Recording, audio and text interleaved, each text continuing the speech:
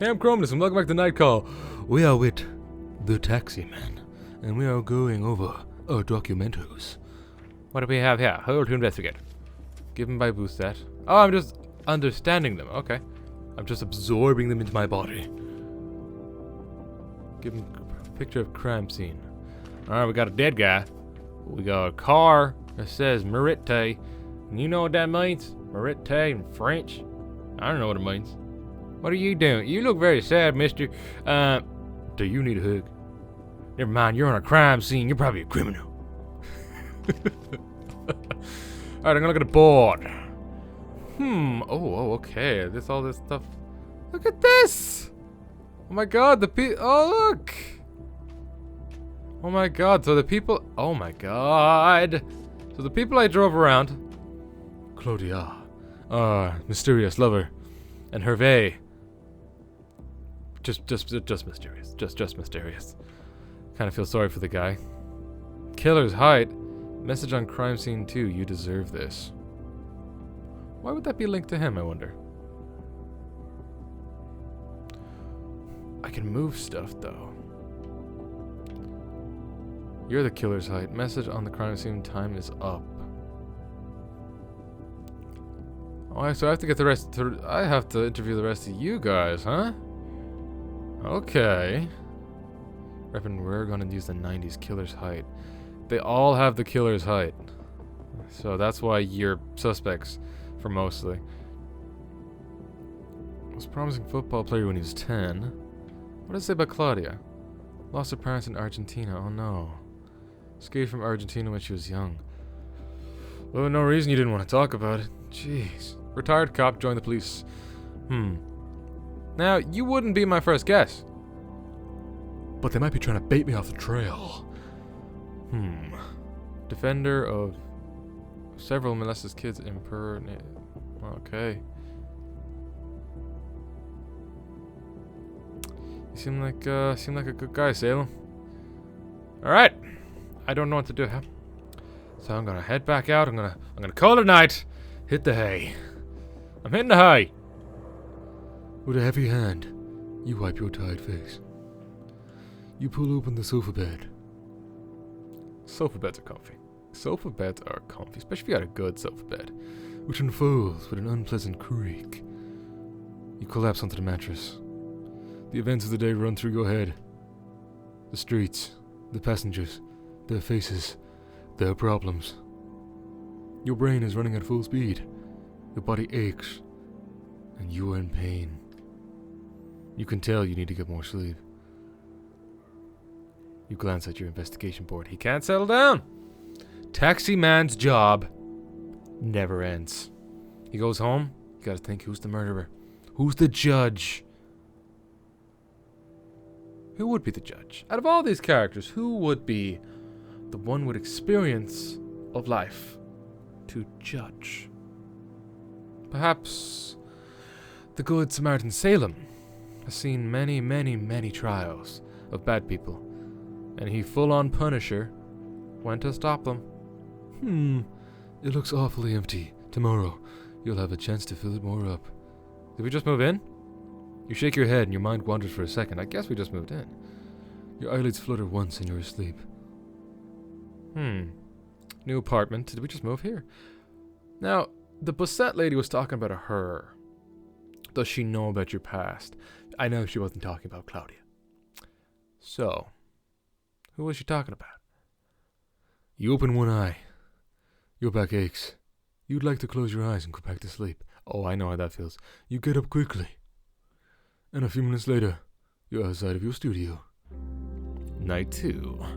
Let us see, where these sleuthing sleuthers are. Oh, I need some gas.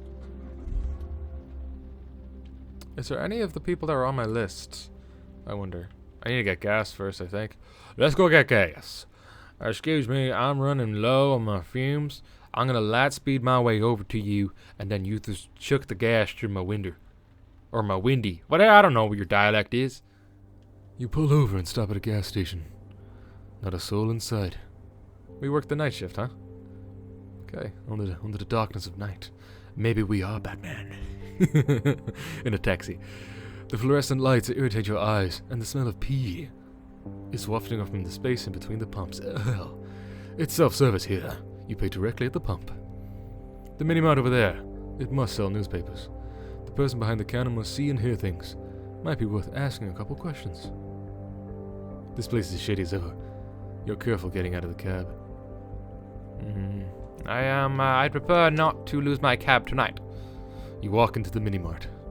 The guy behind the counter looks like all the other guys behind the counters you've come across in your lifetime. Yes. I will take... You know what? I'm feeling lucky. Scratch that, bad boy. Purdue? What the hell does Purdue mean?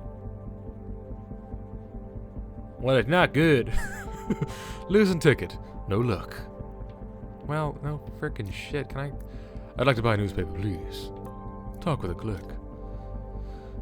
Have you read the newspapers? He's all they're talking about. Just an offhand comment, casually brought up, about the serial killer. The guy behind the counter seems like he's interested in the case.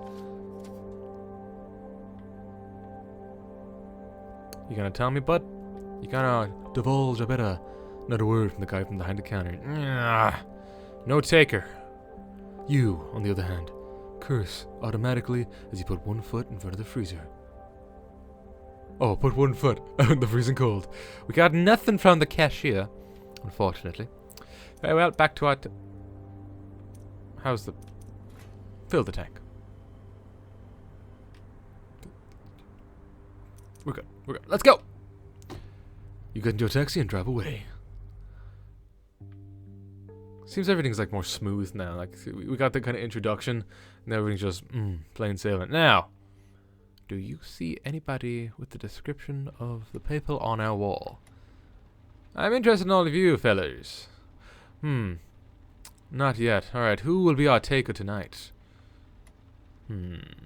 Who is in need of my services before I go hunting for a suspect? You know what? I'm going to give you a ride. You seem like you might need... Can I change, like, jobs, like, off the bat? You know what? I'm changing the job. I'm going for you. I'm going for you, bud. Yeah. I just did that to see if I could do it. Alright, we'll deal with you. You seem like, Kadir Bagur.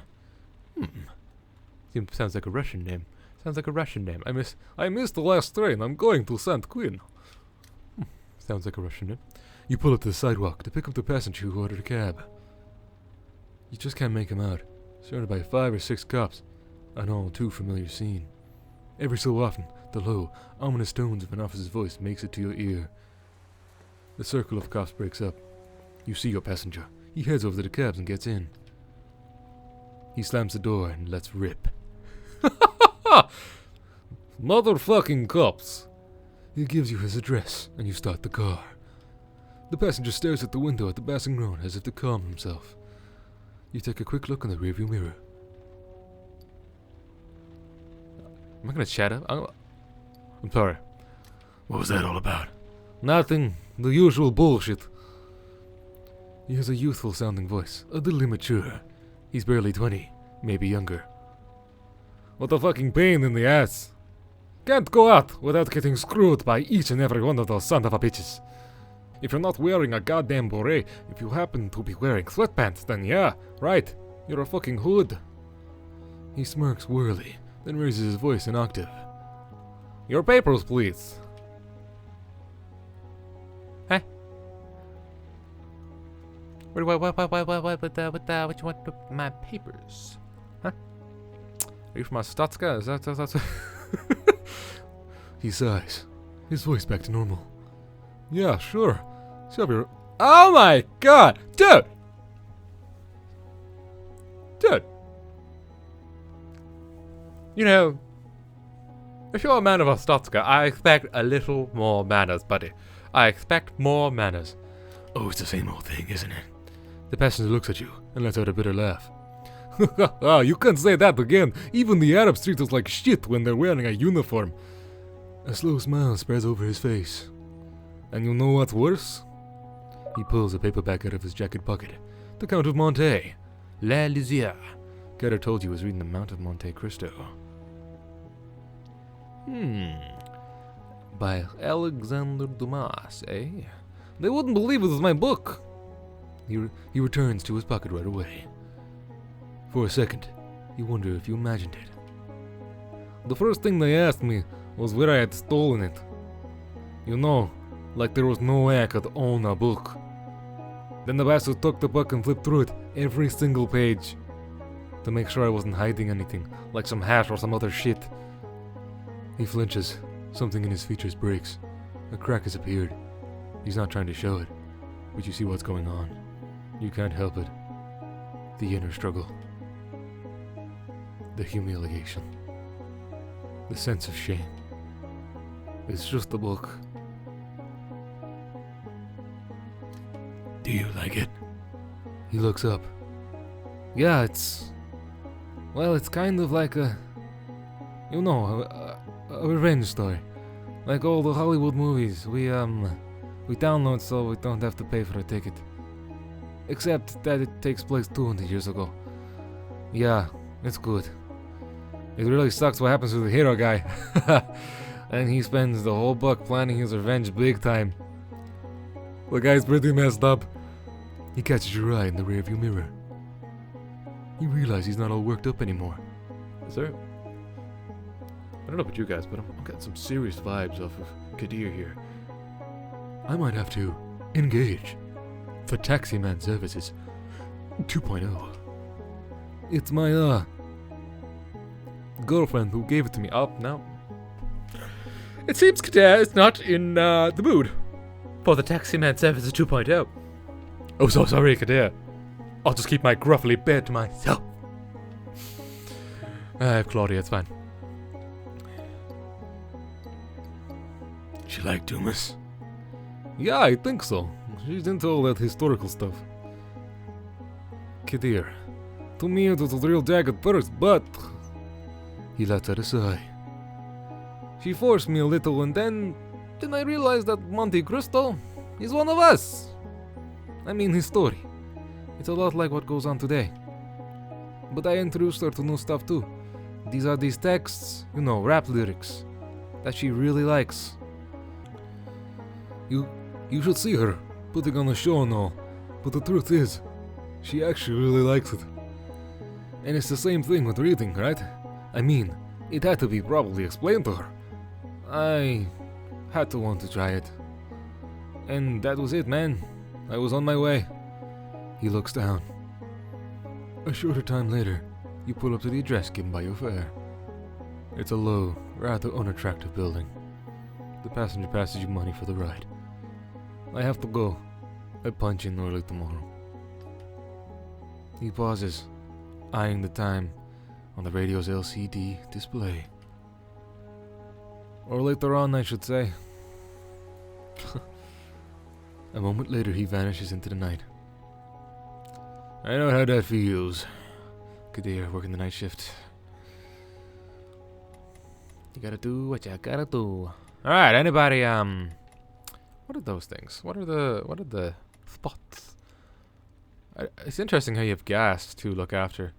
Now, I don't know about you guys, but these don't look like any of the people. So, I'm gonna check out this little thing here and see what it's all about. I'm curious. What do you got on your head there, lady? Oh, it's just... It looks like you got something on your head. You've intrigued me.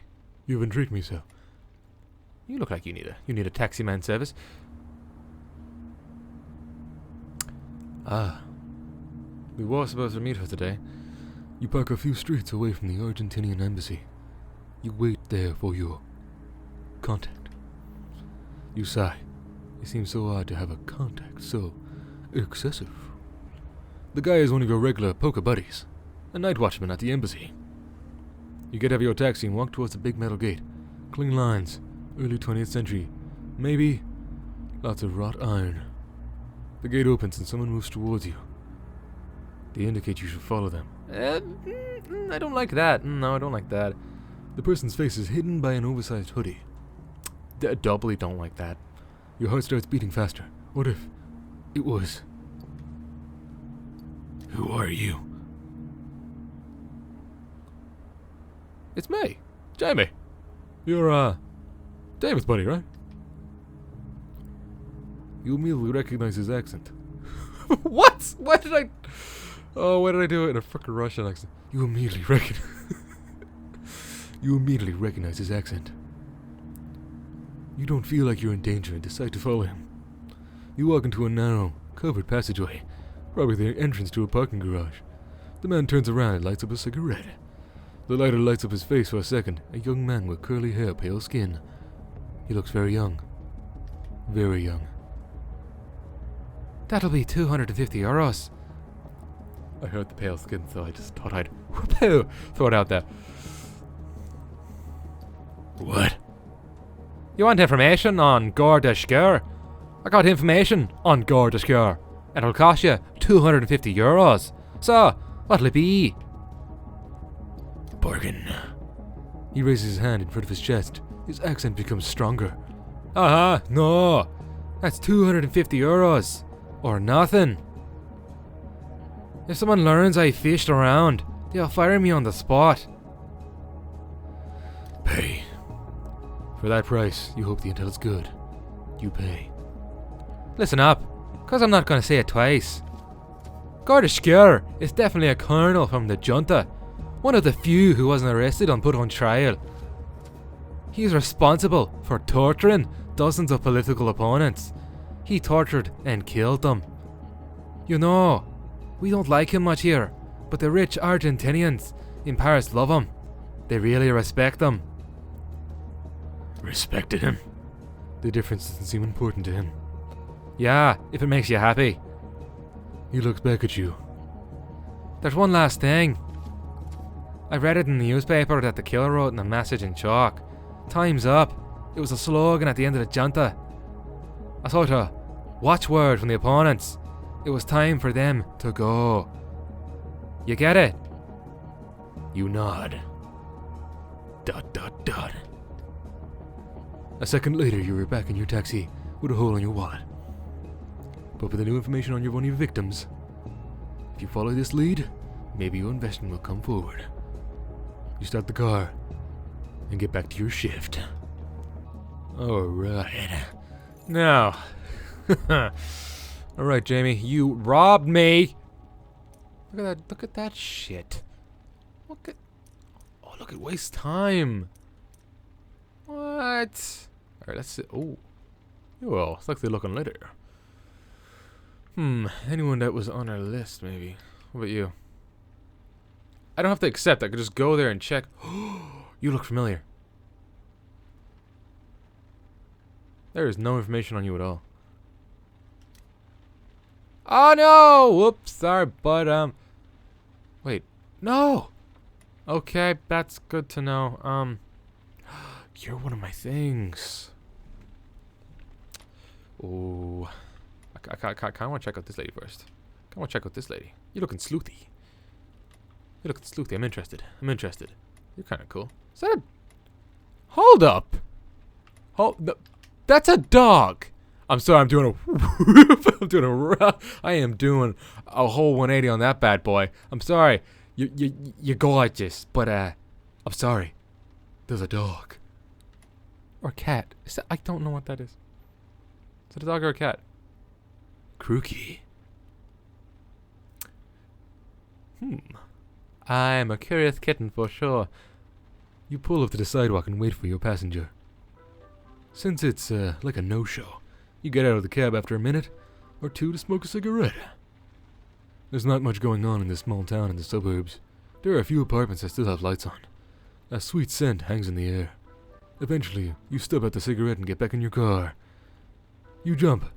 Startled. A cat has managed to slip into the cab.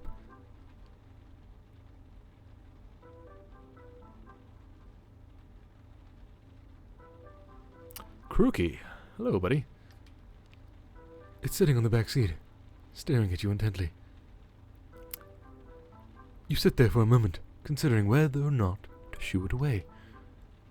But just as you're about to wave your hand, the cat shifts positions, and a slip of paper falls from his collar.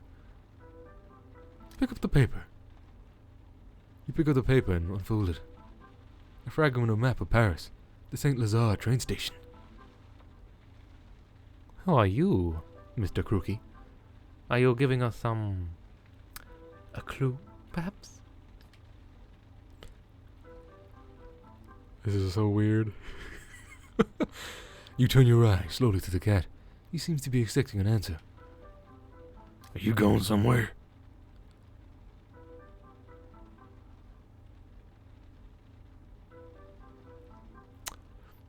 The cat tilts his head to the side, as if to say yes. You, you want to go to St. Lazare? The cat tilts its head again. Are you a dog? The cat slowly nods its head no. Your hands clutch the wheel tightly. What the hell's going on? You turn around and face the cat. Okay, fine. I'll take you. You let out a sigh. Okay. Fine. You start talking to yourself in low tones, as if to balance the conversation. Normal, this is perfectly normal. You start the cab, but cast a glance at the cat behind you. You're, the one who ordered the cab? You start to laugh. A few minutes go by. You try to break the ice. Simple questions are probably the best. Everything okay? Neither a yes or no. More of a plaintive meow. Are you meeting someone? No. That's not it. The cat is staring at you. The conversation seems to bore him. You seem to be well fed. Pretty strange, I must say. Did someone hurt you? A plaintive meow. Meow. A plaintive meow. You sigh. Your owner? Another meow, but longer and deeper, more heartfelt. You nod your head. What happened? Was it a man? No answer. A woman? Was she mean to you? Don't worry, kitty. We'll look after you. The cat seems to be uncertain.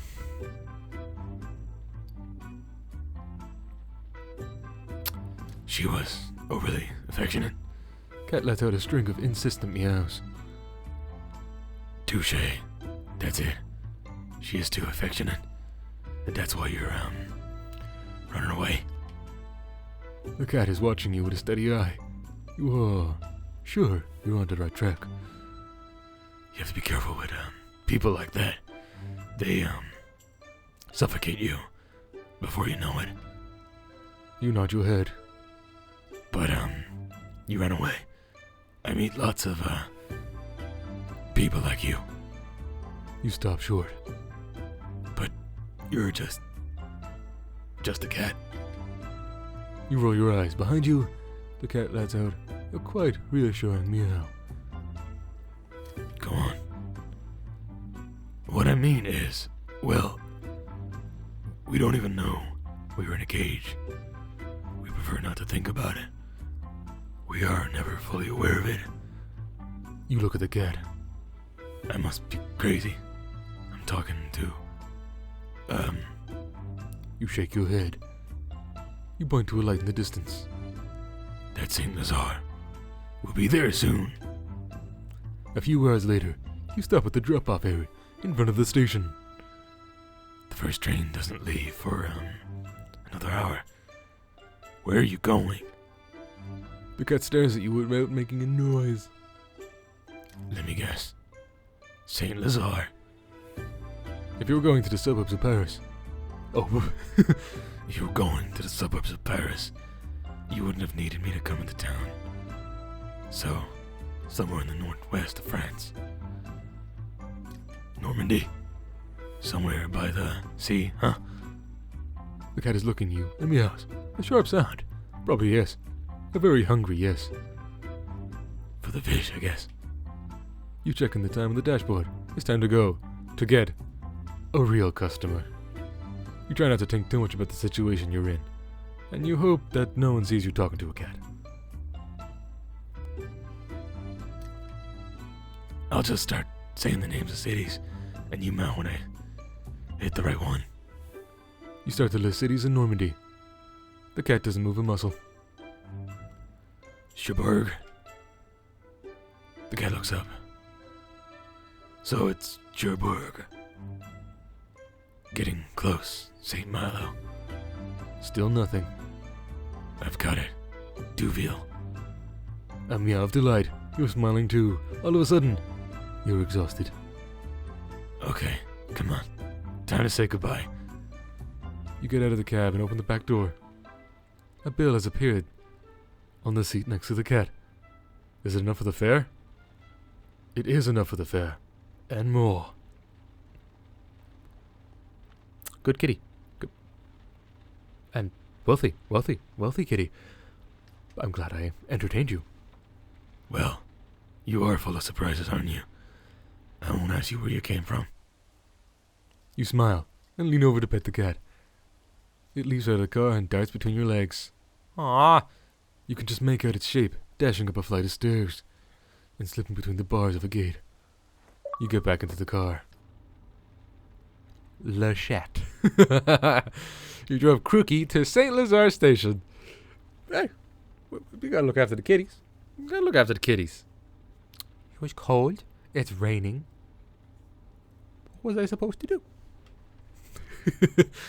You look at yourself in the rearview mirror. Your features are heavy with fatigue. Your right eyelid is switching. And as you start the car, you remember you're allergic to cats, but you haven't sneezed once. You pull out of the station. Oops. He gave me a 0.1 cent tip. You gave me a 10-cent tip? Is that not 1.1 cent? Give me a 10 cent. You know what, buddy? I love you. I love you. You know, I have an objective to do, and now Santa Claus shows up. What am I supposed to do about that, huh? Huh? Santa Claus has showed up. Just one more, and then I'll get on the objective. Just one more. I will get on the objective once I tell Santa Claus what I want for Christmas. You're not very, you know what? Forget Christmas. I want a better fare, but your next passenger smells like beer. Oh, God. Bad Santa. Bad Santa. No, it's even worse. It's like every single fiber of his Santa suit has been soaking in a cake. Come on, dash away! His breath is 96% brandy. Your eyes are starting to sting. I'm parked somewhere near the Champs-Élysées. Oh, shit. The name of the street is... His head is spinning and he does his best to hang onto the door. Impasse! It'll come back to me. Just go ahead, drive. You start driving and silently wonder how to ask your passenger if he has enough money to cover the fare. You glance back at your passenger. He's mumbling to himself, but you can't quite make out what he's saying. Christmas is over. So why is he still dressed up? What's the suit for? He turns to you, wide-eyed. Suit! What? Well, yeah. The Santa suit. Silence. More silence. Is he so drunk he doesn't realize he's still wearing a costume? This isn't a costume, kid. This is what I wear to work. Just like you. You know? He points at his clothes. You don't dress like that in real life, do you? He stares at you and bursts out laughing. I'm messing with you, kid. He lowers his voice. He's confiding in you. After working my ass off, year long, I like to hit my favorite pubs. I get momentarily wasted. He guffaws. Here in Paris, there's a bunch of bistros perfect just for an occasion. No one talks to you, and they have white wine, so dry it eats away at the inside of your mouth.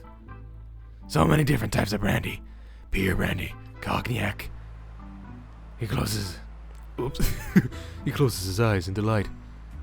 And sometimes, Order just one eeny weeny beer to cleanse the palate. He's almost whispering. Okay. It's not usually one of the fancy microbrews there. He jumps. Ah! But don't tell anyone, okay? Just imagine if people found out Santa Claus thought the beer here tasted like piss. He laughs, a sparkling laugh. When he stops, it's just a trot, non-commentally. Anyway, you can't say anything anymore. Honestly, with all the trouble I go, people just leave me the fuck alone. All those fair weather activists, they still want their little snot-nosed miracles to get the latest stupid toy. Oh hey, speaking of snot-nosed kids, what is it with the manure pile in the new generation? 50 years back, you could give a kid a book and he'd go on about it his whole life, all starry-eyed. But today's little whiners, what an eyesore. Fucking hell. They want to have it all, but they don't do like anything. They want all the GSMs when they're 8. Those things cost a whole month's wages. How can you possibly make them happy after that? How? He's staring at you, waiting for the answer. No idea. He raises his hand. Oops. At least you're honest enough to say you don't know, and I appreciate your honesty. He closes his eyes, like he's taking a moment's rest. You want me to tell you what they really want? What kids these want are machine guns and dolls whose hairs you can fix. He seems to have calmed down for a second, but it was just an illusion. Speaking of which, both girls and boys like those dolls whose hair you can fix. He twitches his mustache in silence. Back when I still made toys for kids, I can tell you they couldn't care less about them. Couldn't give a damn. They just wanted to have fun, play, laugh, and forget that their parents were losers. He leans over to you, rife with anger. Fuck, that's a real problem. I'm telling you, parents are losers. Idiots. Putting kids into the world, those guys haven't got a clue. Am I right, or am I right? I mean, have you seen the state of the ice caps these days? Have you? Huh? 'Cause that's not much of it left. He pauses. No, I can't say it's all bad. I don't have as many polar bears coming in my yard. Damn nasty beats, vicious, mean. I'm not sad to be rid of them. He heaves a long, heavy sigh through his beard. Before, things were different. Tears form at the corner of his eyes. Shit, I can't talk about the past without crying like a little girl. He throws you a sideways glance. I need to stare. You don't even know. You don't even have time to react. And he starts back onto his rant. I remember you, you know. To tell the truth, I remember everyone. Every single person. You were an angry one. So terribly angry. And your letters, your handwriting, holy fuck. They were hell to decipher. Don't worry though, the elves handle all that for me. You could hear a hint of disgust in his voice when he brought up the elves. Whoops. Yeah, you were just furious. It's like someone punched you in the stomach. Your brother was giving you hell.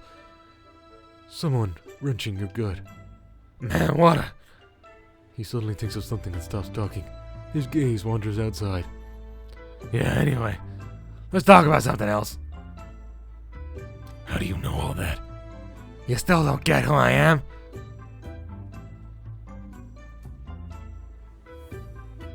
No. You're just Santa Claus. You're not the judge. You're not the judge.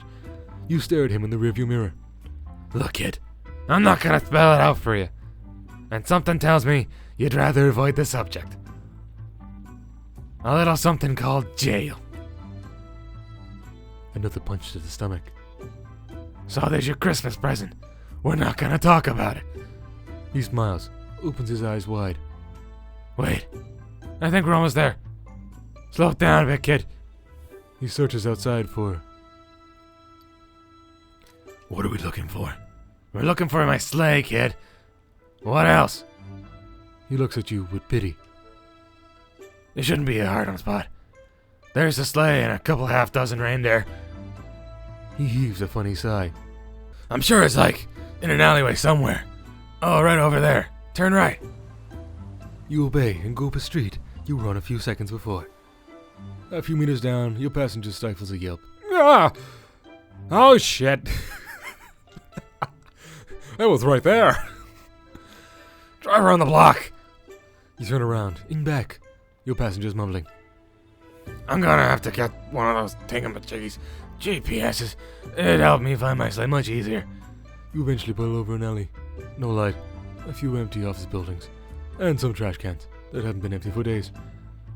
Kid, sorry about before. I didn't mean, to bring up any sore points. He pays his fare. Watch your back, kid. He gets out and slams the door. What the? He slips on the wet sidewalk, grabs onto a street lamp. With a heavy and awkward step, he clumps along the alley. Let's wait. You sit for a moment watching him. At the end of the alleyway, he starts rummaging through a pile of boxes, pushes a trash can on its wheel inside and disappears. A few minutes go by and nothing. You turn the key and start driving away. We just have to make sure he was not doing so good, and you know what, he wasn't so bad at the end. Although I do have a sneaky suspicion that the reason he was in a Santa Claus costume and he was think like booze is because he hadn't taken it off since Christmas. Something tells you they'll stick around for a while. Alright, now I'll get to the objective. Okay. Alright. Let me guess, there's gonna be no one for me. Since they all went home. Or I got the policeman. I got the policeman. Oh yes, okay, now I'm into it. I'm interested. I got a feeling. Maybe someone with experience, criminals, knows the in and outs. Bad cop, maybe. We're gonna find out, mister. I'm gonna just have a quick look around, make sure there's no talking cats anymore. You're pretty. You pretty. Oh, you pretty. Oh, you pretty. Oh, you pretty. Damn, why so many pretty ladies? So many pretty ladies. Hello. Paul Marie Fragonard. Hospital, St. Louis. Please. Oh, shit. Well, you're not doing so good, huh? Your next passenger is your suspect, the retired policeman. Judging by his looks, you could have easily guessed. Hospital St. Louis, please. You nod your head and start the engine. You glance at your passenger. Same expression, same clothes. Some things never change. He looks grumpy, in a bad mood. He's holding a cigarette between his fingers and has almost broken it several times. Tough morning. He shrugs. No more than usual. His tone makes it clear there is no room for discussion. You let it drop. A bit further, construction workers are bustling about, tearing down a storefront. Oh, they say. Say, are they finally taking that down? What was that? What was it before? When I first came to Paris, it was a thrift store. You could buy pants. They were just for a few francs. But for years, it's been a sex shop. One of the firsts in Paris, actually. I think they filmed some famous movie there. Oh my god. Fragonard, you're, you know some things, don't you? He sighs. Oh, thinking of the the first sex shop. That was all before the internet. Now online. Yeah, they'd probably go out and put a cell phone shop. Or one that sells electronic cigarettes. Go figure. He pauses. Your passenger turns around. He watches the building grow smaller as the taxi drives away.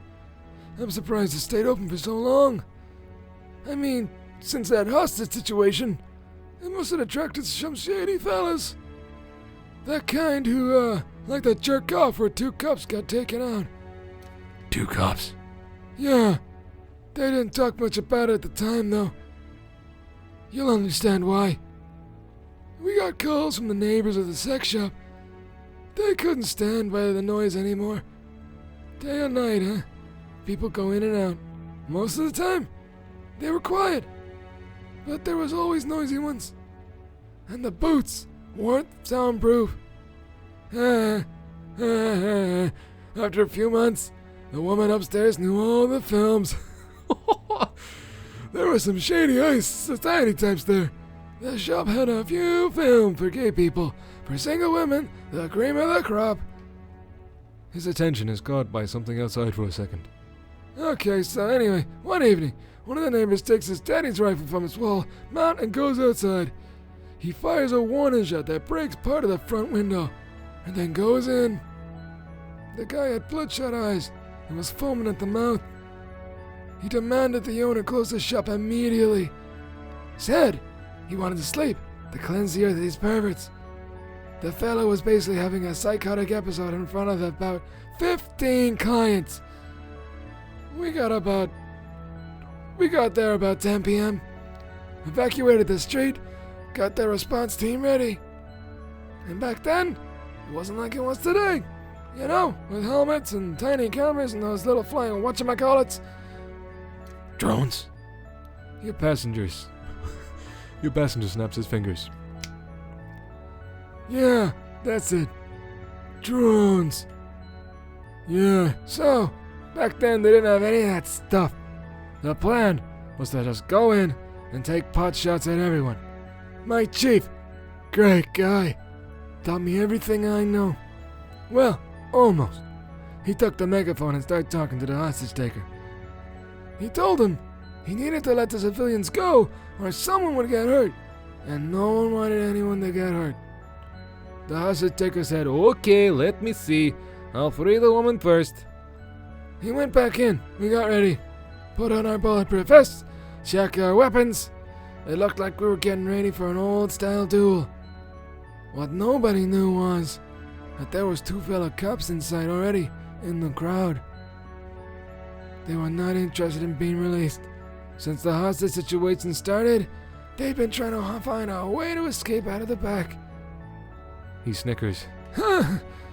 They were ashamed to be there. They said to themselves that they could approach the hostage taker and tell them they'd infiltrated the building before the police officially got there. But the guy with the rifle was not a newbie. He was a Boy Scout. And his father had taught him how to fight. A dry laugh. His father fought the Nazis. He wanted to fight the hippies. Classic! He could see the 2 cops were a bit worked up, were speaking in hushed voices, so he pulls one of them aside and decides to let him go. The policeman flounders. He asks the hostage taker to take one of the 4 women in the shop instead of him, but he won't have it. So there we were, outside, when all of a sudden, out came Mitchell, the deputy chief of police. His shirt was untucked, and he had his stupid look on his face. And then, the guy behind me started to laugh. The hostage taker fired. The first time in my life, I saw a skull from the inside. Brains and blood strewn all over the sidewalk. I tossed my cookies. Hey, I'd only been on the force for 2 years, you understand? He sniffles. I wouldn't have wanted to change places with the guy behind me who was laughing. We never knew who it was. There were a lot of rumors. Even when saying it was me. He is silent for a moment. But it wasn't. I didn't know Mitchell for starters. Not well, anyway. He shrugs and falls silent again. You let a few seconds go by. What about the other cop? The other girl. The one who was still in the sex shop. He was attacked. He attacked the hostage taker in the shop. Another rifle shot and... Well, our brother spent 6 weeks in intensive care before he croaked. As for the hostage taker, I think he must be out of jail by now. A real psycho. High on all sorts of pills.